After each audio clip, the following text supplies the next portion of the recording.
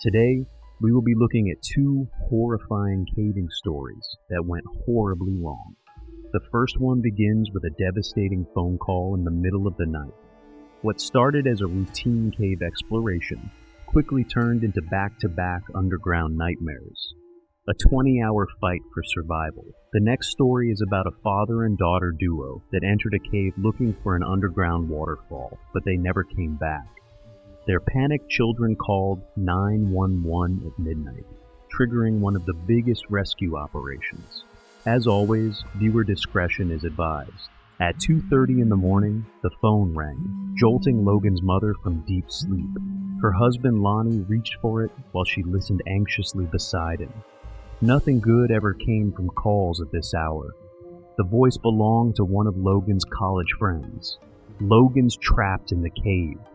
The next few sentences turned their world around. He's been stuck down there for over 7 hours. The rescue workers are here, but things look really bad. You need to come now. Logan's mother collapsed beside the bed, trembling as images flooded her mind. Her 20-year-old son trapped in crushing darkness, maybe dying. 12 hours earlier, May 18th, 2012, had started like any other spring day. Logan Eliason and his college friends had driven to Maquoketa Caves State Park in Iowa for a weekend camping trip. It was something they did regularly. Logan had been exploring these caves since he was a boy, first with his father Lonnie, then with his friends as he grew older. The group set up camp and spent the afternoon exploring different caves throughout the park. Logan knew these limestone corridors like the back of his hand. As evening approached around 7 p.m., the group gathered around their campfire to prepare dinner. The day had been perfect for caving. Not too hot, not too cold. Most of the friends were content to relax and cook, but Logan and his friend Emma Thompson weren't quite ready to call it a day. Logan pointed towards a trail that led to Y Cave. Emma, also an experienced cave explorer who had been through many of these caves before, agreed. They grabbed their headlamps and headed off, promising the others they'd be back within an hour or two to help with dinner. Y Cave welcomed them. Logan led the way confidently through passages he had navigated dozens of times. They moved deeper into the cave system. Logan was excited to show Emma a section of the cave she hadn't seen before. There was an incredible chamber just through a particular passage where the rock formations were amazing. What Logan didn't realize was that caves can be deceptively dangerous. A passage that seems routine can become a death trap under the wrong circumstances. The passage began to narrow dramatically as they ventured deeper. Logan, being taller and more familiar with the cave, managed to squeeze through a particularly tight section without much difficulty. Behind him, Emma followed, trusting his lead completely. But as the passage continued to constrict, Emma began to feel something was terribly wrong. The walls seemed to be closing in around her like a vice. Her breathing became labored, not from exertion, but from growing panic, as the space around her body grew tighter and tighter. Emma called out to Logan, her voice already showing strain, saying she thought she was getting stuck. Logan called back reassuringly, telling her to take her time and breathe slowly while inching forward. But Emma's situation was rapidly becoming critical. The passage had narrowed to a point where her body was wedged between the floor and ceiling of the cave. Every time she tried to move forward, the space seemed to grip her tighter. What had started as discomfort was now becoming a terrifying trap. She felt like the cave walls were crushing her, and she couldn't breathe properly. Logan realized immediately that this was no ordinary stuck situation. He could hear the terror in Emma's voice. In the absolute darkness of the cave, being unable to move felt like being buried alive. Working carefully in the narrow space, Logan managed to turn around, a difficult and exhausting process underground. He reached back and found Emma's hand, gripping it tightly and reassuring her that he was right there and they would get her out. Emma was hyperventilating now, her panic attacks making everything worse. The cave felt like it was suffocating her. squeezing the life out of her with every breath. Logan stayed calm, holding her hand and talking to her continuously. When she started shivering from the cold cave air and her own shock, he removed his shirt and worked it back to her for extra warmth.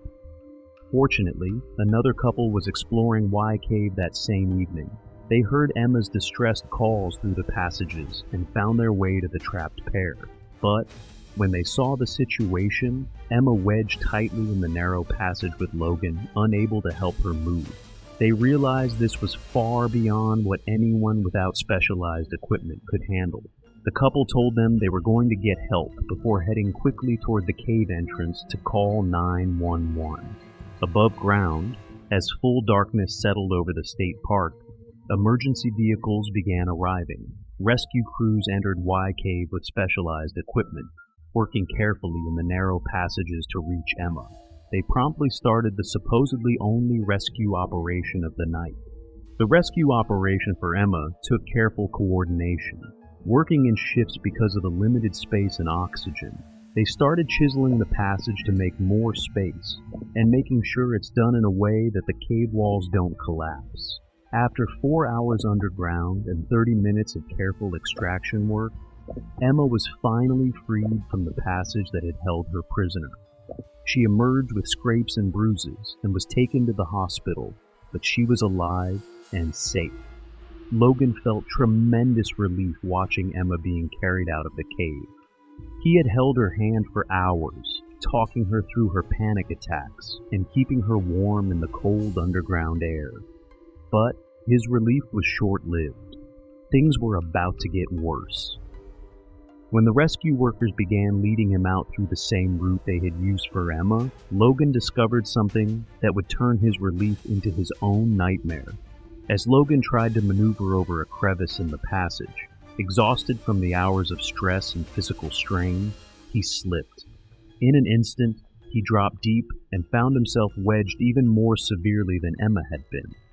He was stuck face down with his arms pinned beneath him, his body trapped between rock formations with a solid ledge above him pressing down. Unlike Emma's situation, this was far more dire. Logan couldn't move at all. He couldn't even turn his head properly. The rescue that should have ended with Emma's freedom had become something much worse.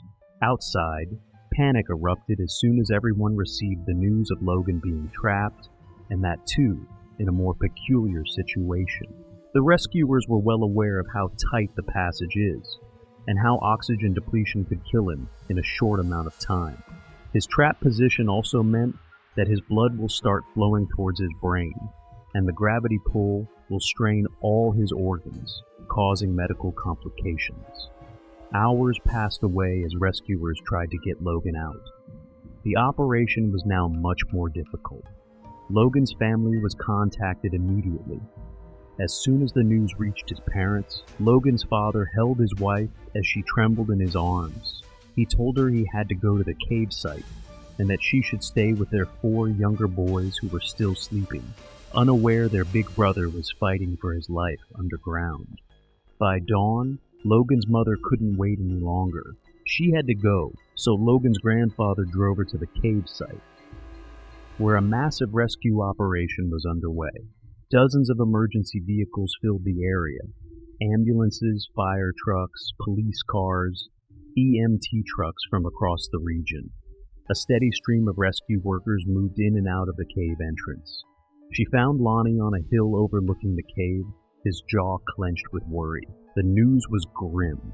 Logan was trapped face down with his arms pinned beneath him. Above him was a solid rock ledge. The space was so narrow that only one rescue worker could access it at a time, and they could only work 20-minute shifts because there wasn't enough oxygen. Lonnie explained that they had managed to get oxygen near Logan, but he was still too hard to reach properly. The rescue workers brought in air chisels to carefully chip away at the rock, but progress was painfully slow. They managed to get power bars to Logan to maintain his energy and started an IV to prevent dehydration. The oxygen mask was crucial. The confined space and noise from the chisels created dangerous conditions. Hours crawled by as Logan's parents waited on the hill.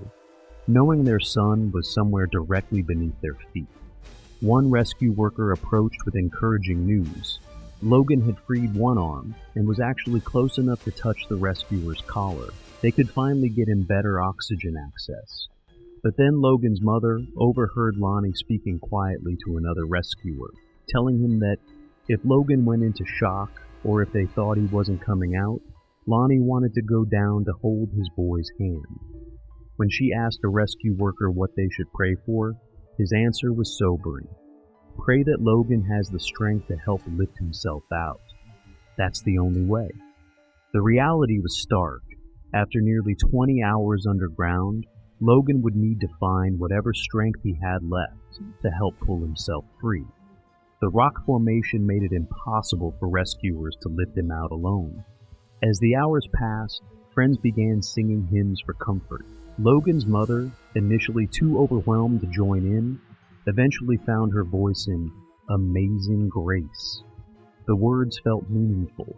They had come through dangers and trials, and they were praying grace would lead Logan home. Down in the cave, Logan was fighting his own battle against exhaustion and fear. But he wasn't giving up.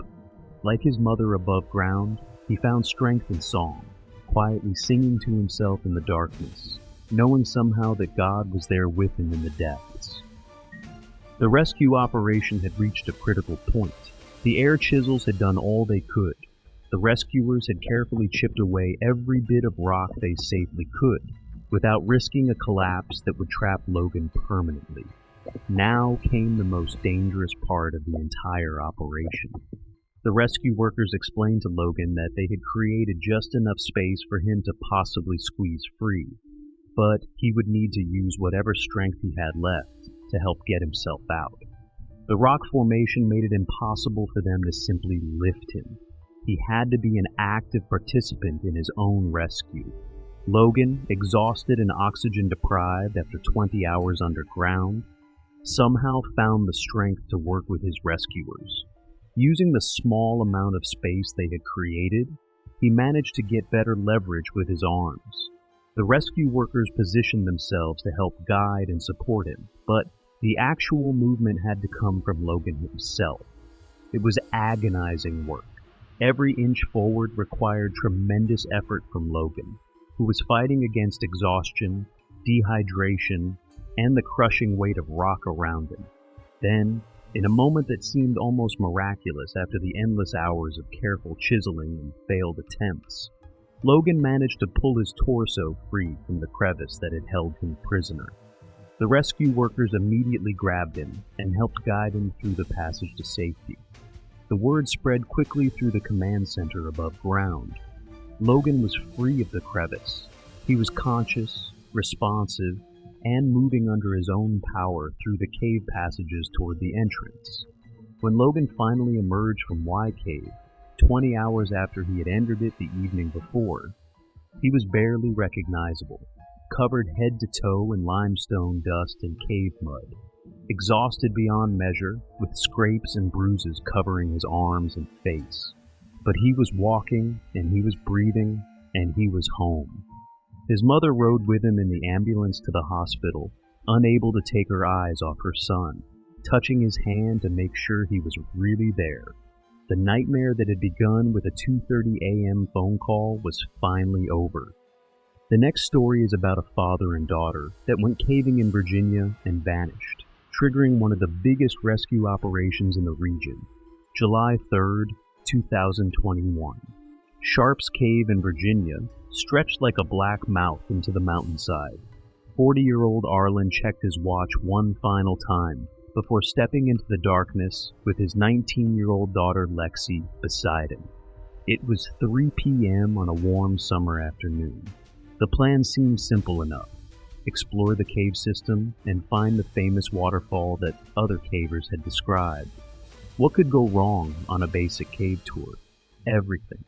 Arlen and Lexi were what experienced cavers call tourist cavers, people drawn to underground exploration without proper training or equipment. They carried basic flashlights instead of proper cave lighting systems. No helmets protected their heads from low-hanging rocks. Their clothing was completely wrong for the cave's cold, wet environment, but they were excited. The idea of discovering an underground waterfall felt like the adventure of a lifetime. They had heard other visitors talking about the stunning formation deep within the cave system, and curiosity got the better of them. Sharp's Cave wasn't just any cave system. It was a complex maze of passages, rooms, and dead ends. The cave stretched for miles underground, with multiple levels and interconnected chambers that created a three-dimensional puzzle. The waterfall they were seeking wasn't marked on any tourist map. It required navigating through sections with names like Catfish Hall, areas where passages split in multiple directions and every tunnel looked identical. The cave had already claimed its share of victims over the years. Local rescue teams knew it well as a place where overconfident explorers regularly got themselves into trouble. The cave formations created natural traps where people could become disoriented within minutes of leaving the main passage. As father and daughter moved deeper into the cave, their cheap flashlights began to dim. The batteries were dying faster than expected in the cold, damp air. Cave environments are notorious for draining battery power quickly due to the constant humidity and temperature changes. But they pressed on, determined to find that waterfall. The deeper they went, the more complex the cave became. Side passages branched off in every direction. Some led to beautiful formations and hidden chambers. Others ended in dead ends or dangerous drops. Without a map or proper navigation skills, they were essentially playing Russian roulette with their lives. Hours passed. The passages seemed to multiply around them. Every turn led to another choice, left or right, up or down. They tried to remember their route back, but in the darkness, every rock formation looked the same. The cave walls all had similar textures and colors, making it impossible to distinguish one area from another. By 6 p.m., they were completely lost. The cave temperature was a constant 54 degrees Fahrenheit, 12 degrees Celsius. Without proper clothing, hypothermia became a real threat. Their inadequate lights were failing, plunging them deeper into a world of absolute darkness. Panic began to set in. Arlen tried to stay calm for his daughter's sake, but internally he was fighting growing terror. They had no backup lights, no emergency supplies, no way to signal for help. Worse yet, nobody above ground knew exactly where in the cave they had planned to go. They wandered for hours, calling out for help, but sound travels strangely in cave systems.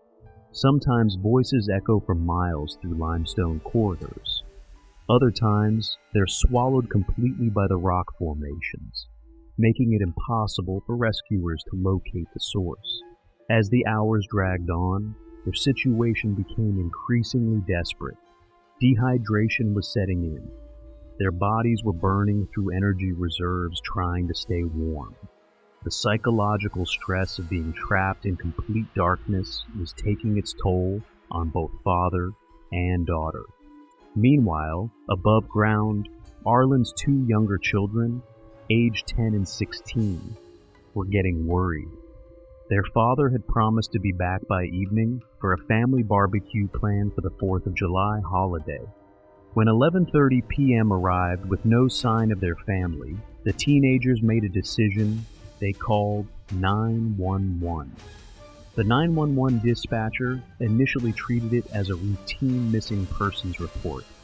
But when the teenagers explained that their father and sister had been exploring a cave system and were now 8 hours overdue, the call was immediately escalated to emergency status. The emergency call triggered a massive response. The Shavers Fork Fire Rescue Team was first to arrive, but they quickly realized this wasn't a job for regular firefighters. Cave rescue requires specialized training, equipment, and knowledge that most emergency responders don't possess. Caves present unique challenges: unstable rock formations, flooding risks, hypothermia dangers, and navigation complexities that can kill rescuers as easily as victims. Virginia State Police contacted Jennifer Boyle of the Eastern Region National Cave Rescue Commission. Boyle was an experienced cave rescue specialist who had participated in dozens of underground emergencies over the years. But even she had never been inside Sharp's Cave before, which would make the rescue exponentially more difficult. Boyle understood the urgency. After 12 hours in a cave environment, hypothermia could easily kill someone wearing inappropriate clothing. She gathered her team, her husband and 2 children, who were also trained in cave rescue, and headed for the cave entrance with emergency equipment. At 1:30 a.m. on July 4th, Boyle's team entered the cave for what's called a hasty search, a quick reconnaissance to locate the missing cavers before hypothermia could kill them. They carried powerful LED lighting systems, communication equipment, and emergency medical supplies. But Sharp's Cave had other plans. Even with proper equipment and training, Boyle's team couldn't locate the waterfall area where Arlen and Lexi were believed to be trapped. The cave system was too complex, with too many branching passages and hidden chambers. They searched the most obvious routes first, but came up empty. The clock was ticking. Every hour that passed increased the likelihood that the missing cavers would succumb to hypothermia or dehydration. Cave environments are unforgiving. They don't care about your experience level or good intentions. After 2 hours of searching, Boyle made the difficult decision to exit and call for massive reinforcements. This rescue was going to require a coordinated effort involving multiple teams and specialized equipment. By 8:30 a.m., approximately 40 cave rescue specialists were converging on Sharp's Cave. This represented one of the largest cave rescue operations in Virginia's history. Teams came from multiple counties, bringing specialized equipment including communication systems, warming gear, medical supplies, and powerful lighting systems. The rescue operation was like a military campaign. Teams were assigned different sections of the cave.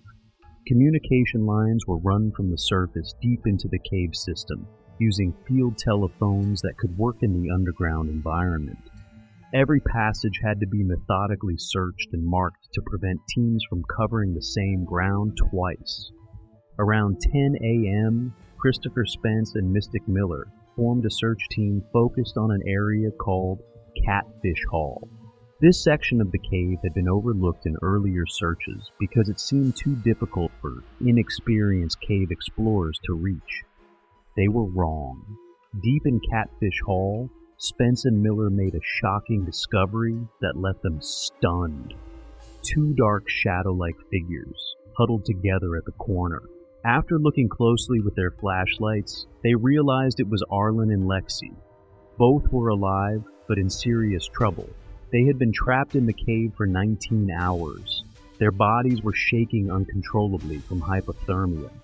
Their cheap flashlights had died hours earlier, leaving them in complete darkness. They were dehydrated, exhausted, and terrified. But they were alive. Spence and Miller immediately began emergency treatment. They shared warm clothing, food, and water with the hypothermic pair.